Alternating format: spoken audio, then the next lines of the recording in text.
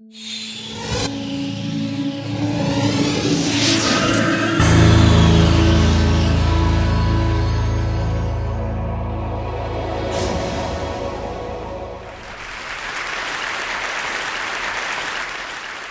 grew up interacting with the physical objects around us, and there are enormous number of them that we every day use. Unlike our most computing devices, these objects are much more fun to use with. When you talk about objects, one another thing automatically comes attached to that thing, and that is gestures, how we manipulate these objects, how we use this object in everyday life. We use gestures not only to interact with these objects, but we also use to interact with each other. Like gesture of namaste, maybe to respect someone, or maybe in India, I don't need to teach a kid that this means 4 run in cricket. It comes as a part of our everyday learning. So I'm very interested from beginning that how can our knowledge about everyday objects and the gestures and how we use this object can be leveraged to our interaction with the digital world. Rather than using a keyboard and mouse, why can I not use my computer in the same way that I interact in the physical world? So I started this exploration around 8 years back, and it literally started with a mouse on my desk. Rather than using that for computer, I actually opened it.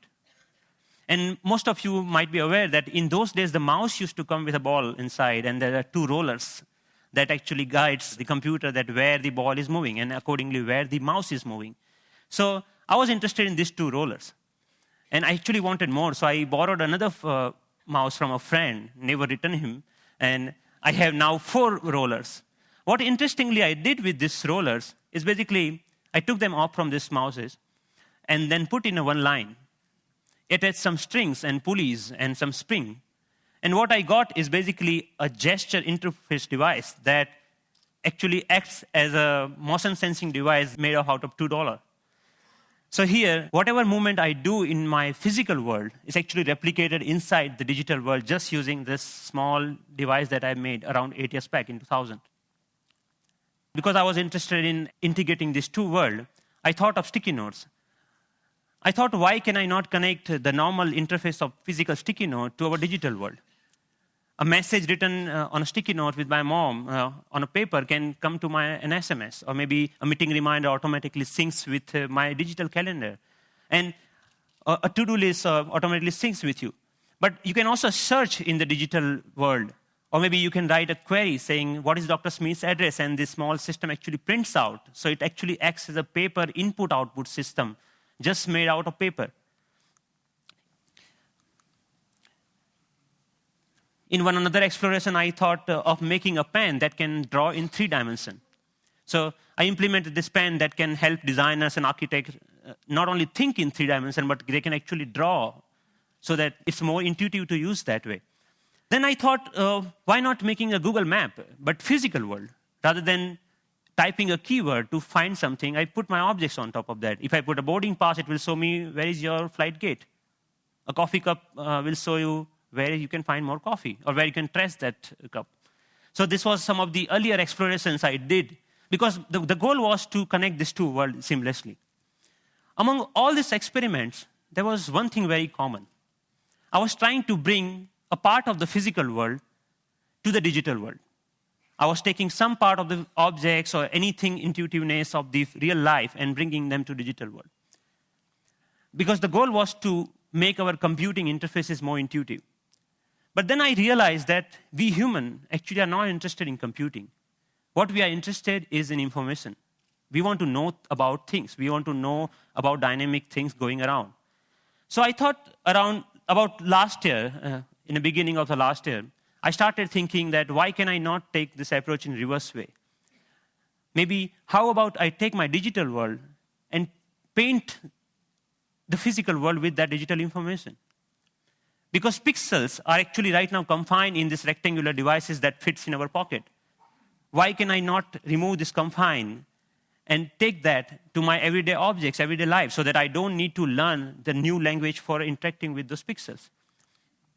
So in order to realize this dream, actually I thought of putting a big size projector on my head. I think that's why it's called head-mounted projector, isn't it? I took it very literally and took my bike helmet, put a little bit cut over there so that project actually fits nicely. So now what I can do, I can augment the world around me with this digital information. But later, I realized that I actually wanted to interact with those digital pixels also. So I put a small camera over there that acts as a digital eye. Later, we moved to a much better or consumer-oriented pendant version of that many of you are now knowing as Sixth Sense device.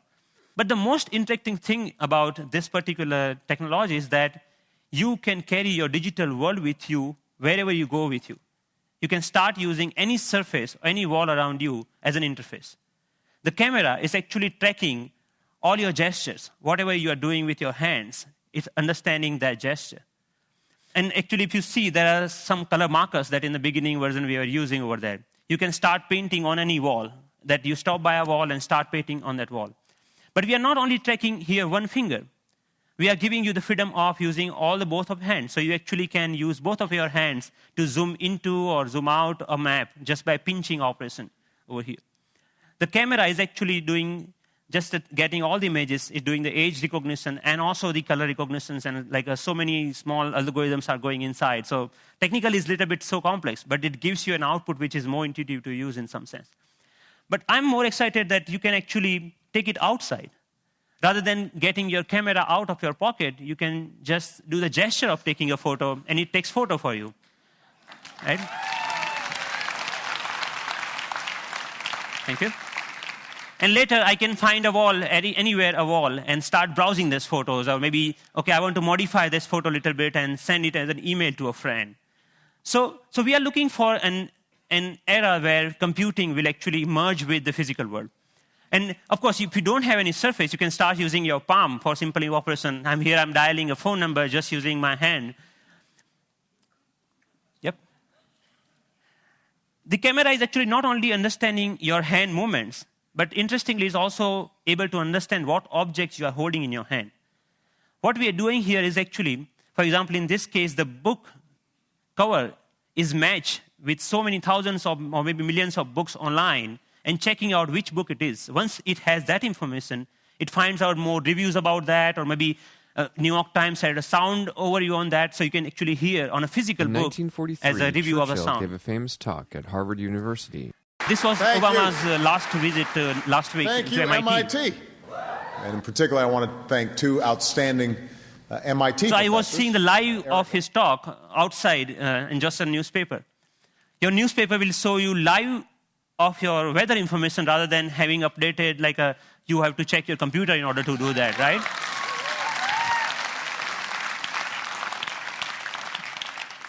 When I'm going back, I can just use my boarding pass and to check, my flight has been how much delayed. Because at that particular time, I'm not feeling of opening my iPhone and checking out a particular icon. And I think this technology will not only change the way, it will change the way we interact with people also, not only the physical world. The fun part is I'm going to Boston Metro and playing Pong game inside the train on the ground, right? And I think the imagination is the only limit of what you can think of when this kind of technology merging with the real life. But many of you argue, actually, that all of our work is not only about physical objects. We actually do lots of accounting and paper editing and all this kind of thing. What about that? And many of you are actually excited about the next generation tablet computers to come out in the market. So rather than waiting for that, I actually made my own and just using a piece of paper. So what here I did is remove the camera. All the cameras, webcam, have a microphone inside that camera. I removed that microphone from that. And that, just pinch that, just make a clip out of that microphone and clip that to a piece of paper, any paper that you found around. So now the sound of the touch is exactly getting me when exactly I'm touching the paper. But the camera is actually tracking where my fingers are moving. You can, of course, watch movies. Good afternoon. My name is Russell, and I am a wilderness explorer in Tribe 54. And you can, of course, play games. Here, the camera is actually understanding how you're holding the paper and playing the car racing game.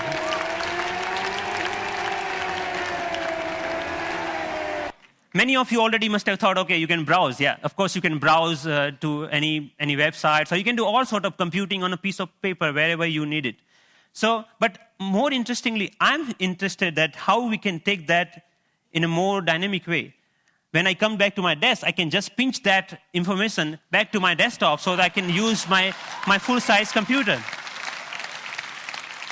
And why only computers? We can just play with papers. Like paper world is interesting to play with. So here I'm taking a part of a document and putting over here the second part of from second place, and I'm actually modifying the information that I have over there. Yeah, and then I'm saying, okay, this looks nice. Let me print it out, that thing. So I have a now printout of that thing, and now, so the workflow is more intuitive the way that we used to do before, maybe 20 years back, rather than now switching between these two worlds. So as a last thought, I think that integrating information to our everyday objects will not only help us to get rid of the digital divide, the gap between these two worlds, but will also help us in some way to stay human, to be more connected to our physical world. And it will actually help us not end up being machines sitting in front of another machines. So that's all. Thank you.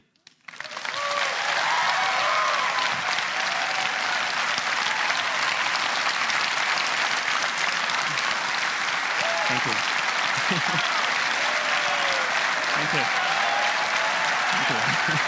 Thank you. Thank you. Thank you. So Pranav, first of all, I mean, you're a genius. This is incredible, really. Thanks a lot. What are you doing with this? Is there a company being planned, or is this research forever, or what? So there are lots of companies, actually sponsored companies of Media Lab, interested in taking this ahead in one or the way. The companies like mobile phone operators want to take this in a different way than the NGOs in India are thinking that why can we only have sixth sense? We should have a fifth sense for missing sense people who cannot speak. Maybe this technology can be used for them to speak out in a different way, maybe speaker system. I mean, what are your own plans? Are you staying at MIT, or are you going to do something with this? I'm trying to make this more available to people so that anyone can develop their own sixth sense device, because the hardware is actually not that hard to manufacture or something, hard to make your own. And I will provide all the open source software for them, maybe starting next month. So that open source? Wow. Yes. Wow.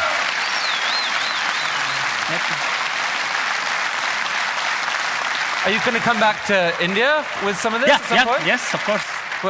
I mean, what are your plans? MIT, India, how are you going to split your time going forward? There is a lot of energy here, lots of learning. Like all of this work that you have ever seen is all about my learning in India. And now, even if you see, it's more about the cost effectiveness. This system costs you $300 compared to the like $20,000 of Surface tables or anything like that. Or maybe even the $2 mouse gesture system at that time was costing around like $5,000. So we actually, I showed that to in one of the conference to President Abdul Kalam at that time. And then he said, okay, we should use this in Bhabha Atomic Research Center for some use of that. So I'm more excited about how I can bring the technology to masses rather than just staying that technology into lab or environment, something like that. Based on the people we've seen at TED, I would say you're truly one of the 2 or 3 best inventors in the world right now. And it's been an honor to have you here at TED. Thank you. Thank you so much. Nice to meet you. That's fantastic.